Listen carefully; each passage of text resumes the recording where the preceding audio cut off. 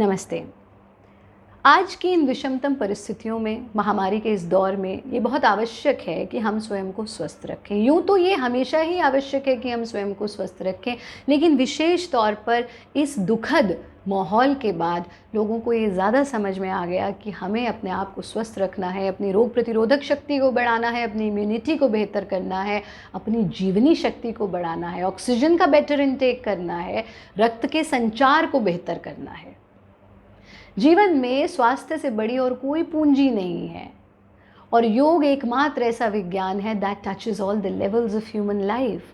चाहे फिर हम physical, mental, social, intellectual, financial या स्पिरिचुअल लेवल की बात करें, योग हमारे जीवन के इन सब पहलुओं को छूता है। और इसीलिए योग सिर्फ तंदुरुस्ती की बात नहीं करता, योग स्वास्थ्य की बात करता है, क्योंकि योग वो है जिसमें यम भी है, नियम भी है, आसन भी है, प्राणायाम भी है, प्रत्याहार भी है, धारणा भी है, ध्यान भी है और समाधि भी है।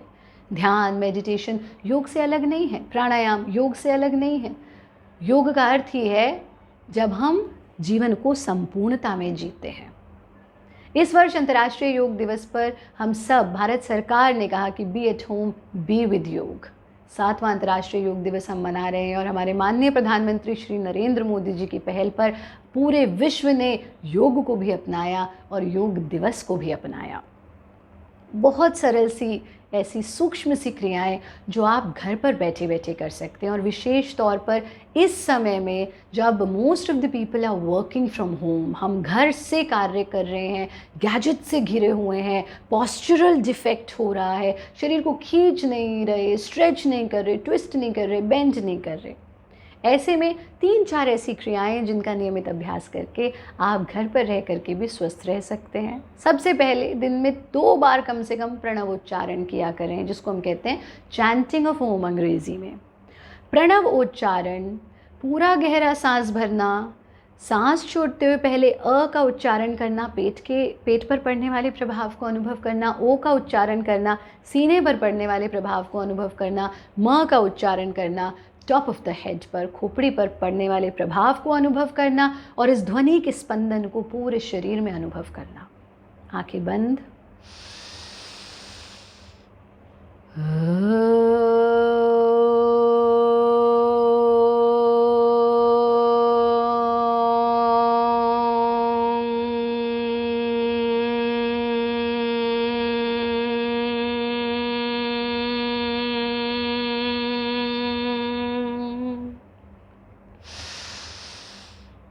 फिर से गहरा श्वास लेना, फिर से ऐसा करना। कम से कम 3 बार प्रणव उच्चारण करें। यह आपके ब्लड के सर्कुलेशन को बेहतर करता है, ऊर्जा के संचार को बेहतर करता है, हमारे लंग्स की कैपेसिटी को बढ़ाता है, मन की शांति देता है, बौद्धिक क्षमताओं को बढ़ाता है, स्ट्रेस, एंग्जाइटी, फियर, टेंशन, इन सब से हमें दूर रखता है। एक अभ्यास सभी लोग इस समय पर ज़रूर करें जिसमें कि हमारी लंग्स की पूरी जो क्षमता है, फेफड़ों की क्षमता बढ़ती है। और विशेष तौर पर इस समय में जब हम ये समझ गए हैं कि पूरी की पूरी लड़ाई ही ऑक्सीजन की है, पूरी लड़ाई ही रोग प्रतिरोधक क्षमता को बढ़ाने की है। जितने मजबूत हम होंगे उतना हम किसी भी वायरस से, किसी भी बीमारी से लड़ने की क्षमता को बढ़ाएंगे। इस प्रकार से वज्रासन में बैठना और अपने दोनों पैरों, घुटनों के बीच में, यानी दोनों पैरों को खोल देंगे, घुटनों के बीच में गैप आ जाएगा। पीछे आपकी जो पंजे हैं, एड़ी है, पंजे मिले हुए हैं, एड़ी खुली हुई है, खुली हुई एड़ियों पर आपके हिप्स को आप टिका करके रखेंगे। कमर को सीधा रखते हुए दाएं हाथ से बाएं कंधे को छूना और बाएं हाथ से दाएं कंधे को छूना। इस स्थिति पे आ जाना और इस स्थिति में चेस्ट का पूरा एक्सपेंशन, लंग्स का पूरा एक्सपेंशन है। पूरा गहरा सांस भरना, होल्ड,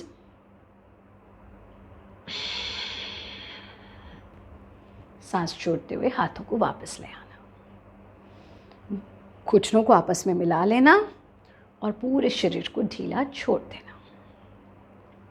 ये किया आपने उत्थान मंडूकासन का अभ्यास। तीसरा अभ्यास बहुत बहुत महत्वपूर्ण है और वो है बिलाव आसन का अभ्यास। बिलाव आसन का जब हम अभ्यास करते हैं तो हमारे चेस्ट का एक्सपेंशन होता है, लंग्स की कैपेसिटी बढ़ती है, स्पाइन हमारी फ्लेक्सिबल होती है एंड मोस्ट इम्पॉर्टेंट, हमारे जो प्रजनन अंग हैं, हमारे जो रिप्रोडक्टिव ऑर्गन्स हैं, उनको पूरी तरह से ऊर्जा प्रदान करता है बिलाव आसन। और जितनी भी हमारे रिप्रोडक्टिव ऑर्गन से जुड़ी हुई समस्याएं, उन सब में तो लाभ होता ही होता है। हमारी इम्यूनिटी बेहतर होती है, हमारी रोग प्रतिरोधक क्षमता बढ़ती है। तो इस तरह से हम घुटनों के बल आ जाते हैं, यानी जैसे एक छोटा सा बच्चा होता है ना, घुटनों के बल, उस स्थिति में आ जाना। और इस स्थिति में आकर के गर्दन सामने, सांस भरते हुए हिप्स को ऊंचा ले जाना, कमर को दबा लेना, गर्दन को ऊपर, सीना ऊंचा।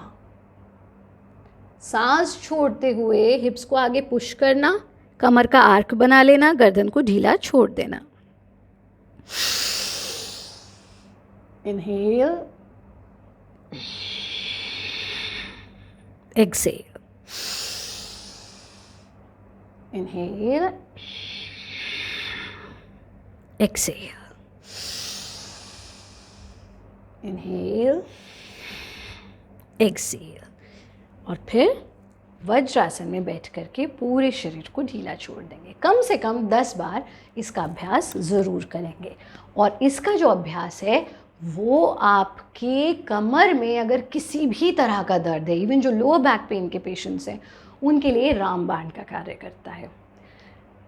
इनका तो नियमित अभ्यास करेंगे ही करेंगे। और फिर आप अंत में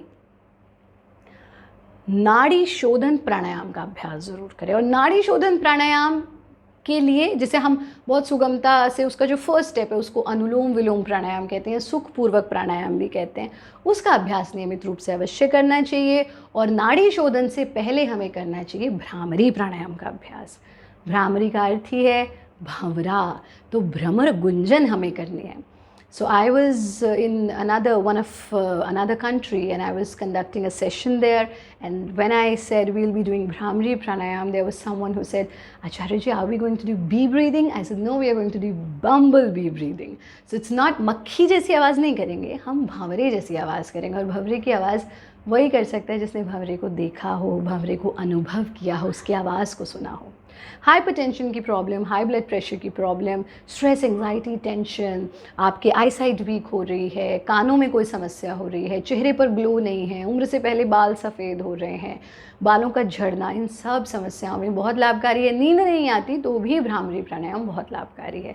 पहली उंगली से अपने कानों को बंद करते हैं, नाक से सांस लेना, नाक से सांस छोड़ना, और सांस छोड़ते समय भंवरे जैसी आवाज़ क्रिएट करना।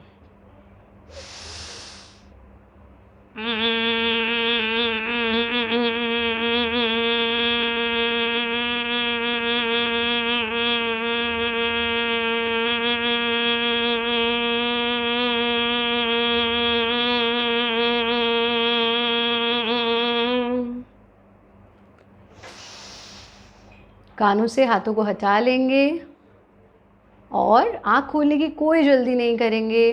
थोड़ी देर इसी स्थिति में रुकेंगे, फिर आँखों को खोल देंगे। इसका अभ्यास भी 3 से 5 बार तक ज़रूर करें। ये तो योगाभ्यास हुआ दिन में 5 बार कम से कम।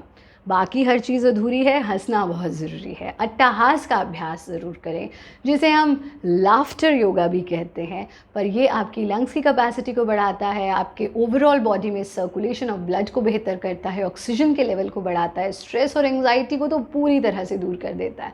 और जब आप इसका अभ्यास करेंगे, आप देखेंगे हाथ के हाथ, यानी प्रत्यक्षम किम प्रमाणम, प्रत्यक्ष को प्रमाण की आवश्यकता नहीं होती, हाथ के हाथ आपके चेहरा एकदम गुलाबी हो जाएगा, ग्लो आ जाएगा आपके चेहरे पर। कैसे करेंगे? पेट को ढीला छोड़ देंगे, सीने को ढीला छोड़ देंगे, लंग्स को ढीला छोड़ देंगे और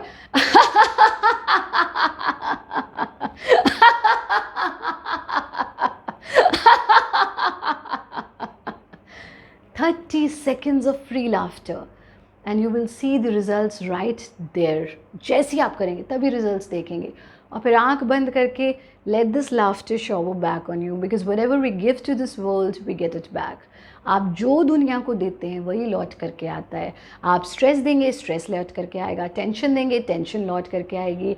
आप एंग्जाइटी, गुस्सा, फ्रस्ट्रेशन, इरिटेशन देंगे, वो लौट करके आएगा। आप पीस देंगे, आप लव देंगे, आप हास देंगे, तो वही लौट करके आएगा। So be very careful in what you are giving to the world, because that is what you will be receiving back from the universe. नियमित रूप से योगाभ्यास करें और साथ में ही ये बहुत आवश्यक है स्वस्थ रहने के लिए, क्योंकि योग का अभ्यास बंद कमरे में एसी चला करके नहीं किया जाता, खुली हवा में किया जाना चाहिए। और अगर आप उदीयमान सूर्य के सानिध्य में योग का अभ्यास कर सकें तो आपका योगाभ्यास भी हो जाएगा, फ्रेश एयर में प्राणायाम भी हो जाएगा, ध्यान भी हो जाएगा। जैसा मैंने कहा कि meditation is an integral part of yoga. Meditation is not something different from yoga और अदर देन योग। और साथ में सनलाइट भी आप ले लेंगे। 40 minutes we must spend in sunlight. और कहा भी गया कि आदित्यस्य नमस्कारान् ये कुर्वन्ति दिने दिने जन्मांतर सहस्रेषु दारिद्र्यम न उपजायते।